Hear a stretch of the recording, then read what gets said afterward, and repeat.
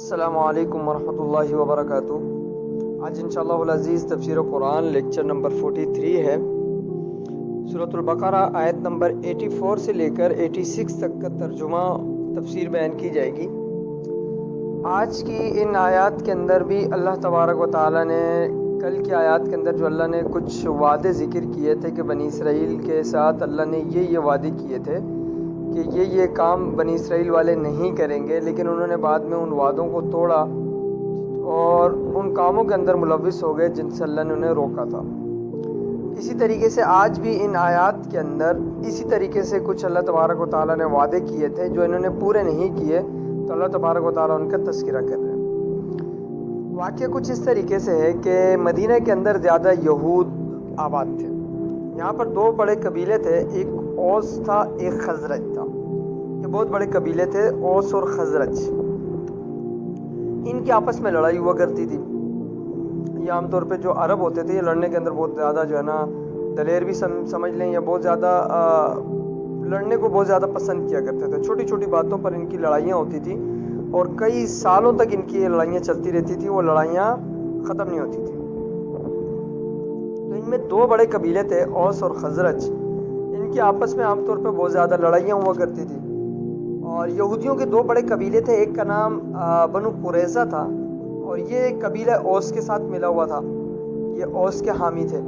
ایک بنو نذیر تھا، یہ قبیلہ خزرج کے طرفدار تھے، یہ ان کے ساتھ ملے ہوئے تھے۔ اس طریقے سے یہودیوں کے دو قبیلے آپس میں منقسم ہو گئے تھے، ایک اوس کی طرف چلا گیا تھا، ایک خزرج کی طرف۔ اب جب اوس اور خزرج کی لڑائی ہوا کرتی تھی تو یہ جو یہودی ہوتے تھے بنو نذیر اور بنو قریظہ والے، یہ بھی آپس میں لڑ جاتے تھے، اپنے ہم کتاب بھائی کو یہودی کو قتل کر دیتا تھا۔ تو اللہ تبارک و تعالیٰ فرماتے ہیں کہ ہم نے تم سے وعدہ لیا تھا کہ تم زمین پر کیا کرو گے، خون نہیں بہاؤ گے، ٹھیک ہے، لیکن یہ پھر بھی بہاتے تھے، قتل کیا کرتے تھے۔ اور ان کا ہوتا یہ تھا، لڑائی کا عام طور پہ ان کا دستوری ہوتا تھا، یہ کیا کرتے تھے جب دو قبائل آپس میں لڑتے تھے اور اوس اور خزرج، تو ان میں سے ایک غالب آتا تھا، دوسرا مغلوب ہو جاتا تھا۔ اب جو غالب آتا تھا اس کی شہنشاہی ہوتی تھی، وہ کیا کرتا تھا، مغلوب آنے والے کو وہاں سے اس کے گھر مر گرا دیتا تھا، گھروں کو توڑ دیا جاتا تھا اور ان کو ان کے گھروں سے نکال کر ان کو وہاں سے جلا وطن کر دیتے تھے۔ یہ ان کا طریقہ کار تھا۔ تو جب یہ یہودیوں کا اوس اور خزرج ملے تو ان کا بھی یہی تھا۔ اب ان میں سے ایک جب غالب آتا دوسرا مغلوب ہوتا، وہ کیا کرتے تھے، ان کو پہلے قتل و غارت کریں، قتل و غارت کرنے کے بعد ان کے گھر وغیرہ توڑ دیں، اس کے بعد ان کو وہاں سے نکال دیں۔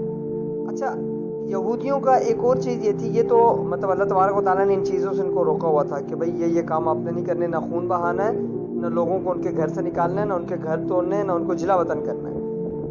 اچھا، ایک اور حکم اللہ نے یہ دیا تھا کہ اگر کوئی یہودی آپ کے پاس بطور غلام بن کر آ جائے، مثال کے طور پہ کسی کی ملکیت میں کوئی یہودی غلام ہے، تو اللہ کا حکم تورات کے اندر تھا کہ اس کو خرید کے آزاد کر دو۔ تو یہودی اس چیز کے بڑے پابند تھے، وہ اس چیز کو اپنے اوپر فرض عین سمجھتے تھے۔ اب جب لڑائی ہوتی تھی اوس اور خزرج کی، اب اس میں کیا ہوتا تھا، کچھ یہودی اگر قیدی بن کر کسی دوسرے بندے کے پاس چلے جاتے تھے تو یہودی کیا کرتے تھے، اس کو خرید کے آزاد کرتے تھے۔ وہ اس کو اپنا ثواب سمجھتے تھے اور فرض عین سمجھتے تھے کہ کوئی یہودی کسی کی غلامی میں نہ رہے۔ تو اللہ تبارک و تعالیٰ یہ بیان فرما رہے ہیں کہ ہم نے تو آپ کو بہت سے حکم دیے تھے، ان میں سے بعض حکموں پہ تم عمل کرتے ہو، بعض کو تم چھوڑ دیتے ہو۔ اب اللہ نے تو یہ بھی حکم دیا تھا خون نہیں بہانا، لیکن یہ قتل و غارت کرتے تھے۔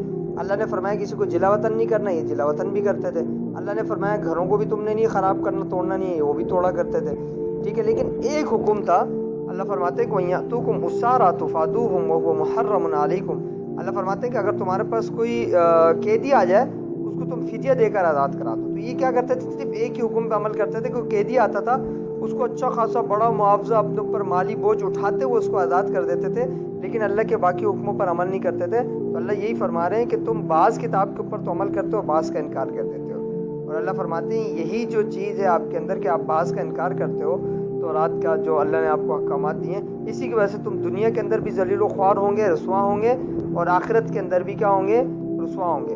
اور آپ اگر تاریخ اٹھا کے دیکھیں، یہود صرف اپنے انہی کارناموں کی وجہ سے ہمیشہ ان کو منہ کی کھانی پڑی ہے، ہمیشہ یہ ذلیل و خوار ہوئے ہیں۔ قبیلہ خزرج کو دیکھ لیں، قبیلہ بنو قریظہ کو دیکھ لیں یا بنو نذیر کو دیکھ لیں، وہاں سے آپ صلی اللہ علیہ وسلم نے ان کو ذلت کے ساتھ نکالا، جلا وطن کیا، قریظہ والوں کو قتل کیا۔ ٹھیک ہے، یہ تمام کے ساتھ یہ سلوک ہوتا رہا، ان کو ذلت ہی ذلت ملی ہے۔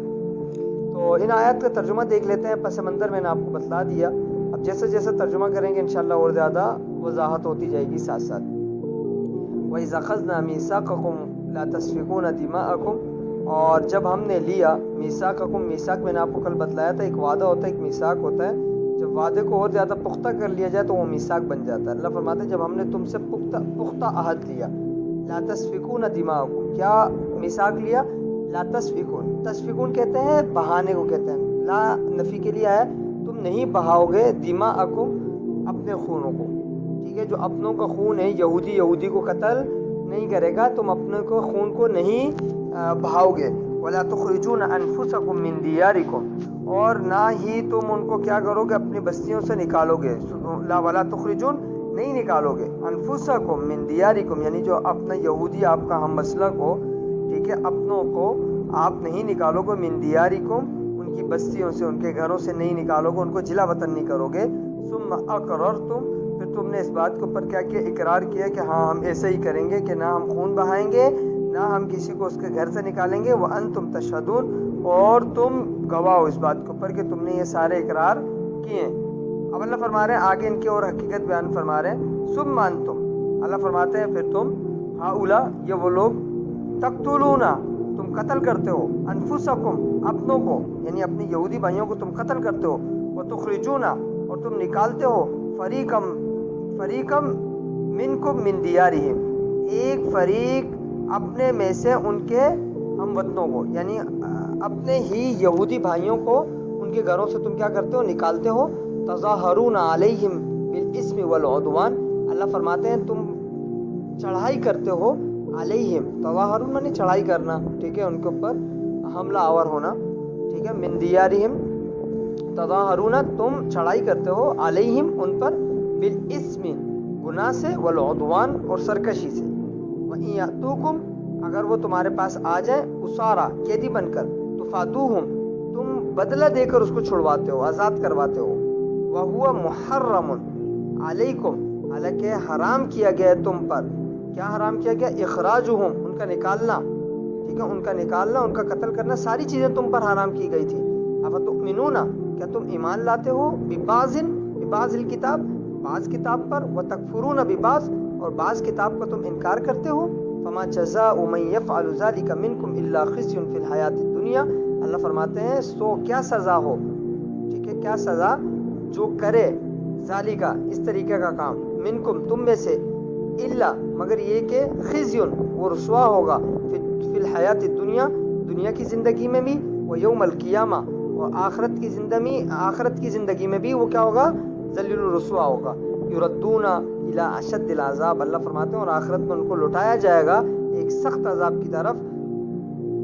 وما اللہ بغافل عما تعملون، اور اللہ فرماتے ہیں کہ اور اللہ تعالی جو کچھ تم کرتے ہو اس سے بالکل بھی غافل نہیں ہے، بے خبر نہیں ہے۔ اولئک الذین اشتروا الحیاۃ الدنیا بالآخرہ، اللہ فرماتے ہیں یہی لوگ ہیں جنہوں نے خرید لیا دنیا کی زندگی کو، بالآخرت، آخرت کے بدلے، یعنی کہ ان کو دنیا کی زندگی تو عارضی تھی، آخرت کی زندگی حقیقی تھی، تو انہوں نے دنیا کی زندگی کو بنانے کے لیے اپنی آخرت خراب کر دی، یعنی کہ آخرت کے بدلے انہوں نے دنیا کی زندگی کو خرید لیا، حالانکہ ان کو خریدنی چاہیے تھی آخرت کی زندگی جو ابدی تھی، تو انہوں نے کیا کر لیا؟ خرید لیا دنیا کی زندگی کو آخرت کے بدلے، یعنی آخرت میں جو کچھ ہوگا دیکھی جائے گی، دنیا کی زندگی ہماری سنور جائے، اپنی مرضی اپنی خواہشات کے مطابق چل جائے۔ فلا يخفف عنهم العذاب ولا هم ينصرون، اللہ فرماتے ہیں ہلکا نہیں کیا جائے گا ان پر عذاب، اور نہ ہی ان کی وہاں پر کوئی مدد کی جائے گی۔ یہ آج کی آیات تھی، ان کا ترجمہ تھا۔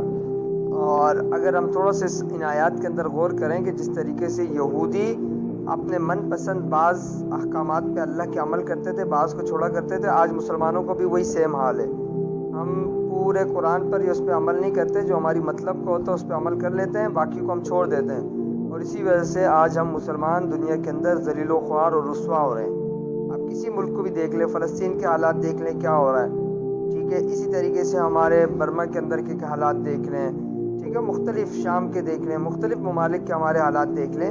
یہ صرف اور اسی وجہ سے کہ ہم نے قرآن کو چھوڑ دیا، اور اگر ہم قرآن کو چھوڑ دیں گے، تارک قرآن ہو جائیں گے، تو ہمارے ساتھ بھی یہی سارا معاملہ ہوگا جو یہودیوں کے ساتھ ہوا کہ ہم ذلیل و خوار ہوں گے. خزی فی الدنیا، ہم دنیا کے اندر بھی ذلیل ہو جائیں گے، آخرت کے اندر بھی ذلیل ہو جائیں گے. اللہ تعالیٰ سے دعا ہے کہ اللہ تبارک و تعالیٰ عمل کی توفیق عطا فرمائے. السلام علیکم ورحمۃ اللہ وبرکاتہ.